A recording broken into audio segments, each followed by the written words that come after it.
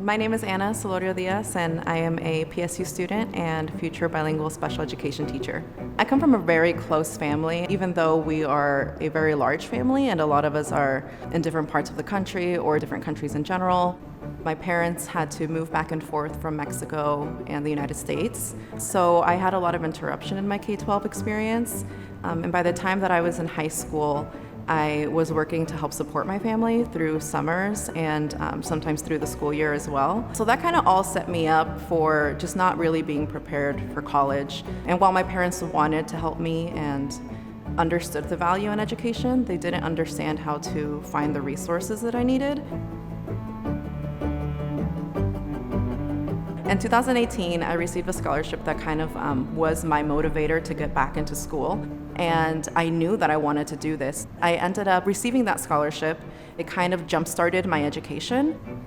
For the past 7 years, I've worked as an instructional assistant in a special education classroom. This classroom is geared towards helping students who have had traumatic pasts with emotional regulation and emotional health. We have a cohort of about 20 students that we support. I also help lead a Latino leadership club, and I was actually a part of this club at McNary High School when I was a student. So that was pretty cool to kind of come back to it and revamp the program. And we're really big on community service. We take the kids out on field trips. We connect them with resources that they might need in the community. These programs have really made a real tangible change that we've been able to see. In the past year, our Latino population graduation rates went up by 30 points. So for the first time ever, we have seen that Latino students are graduating at a higher rate than their white counterparts, which is a pretty big deal especially for our community.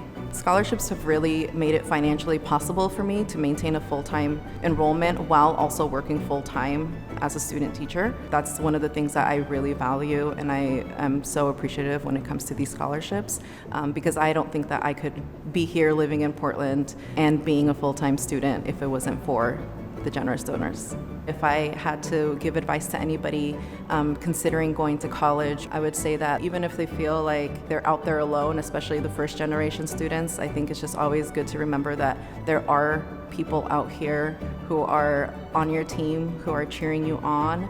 The generosity that is given to, especially to first generation students, is not only appreciated, it's life-changing, and it's changed the trajectory of my life. And it's not just helping my future goals, it's also helping me instill that same motivation in my students, and I thank you.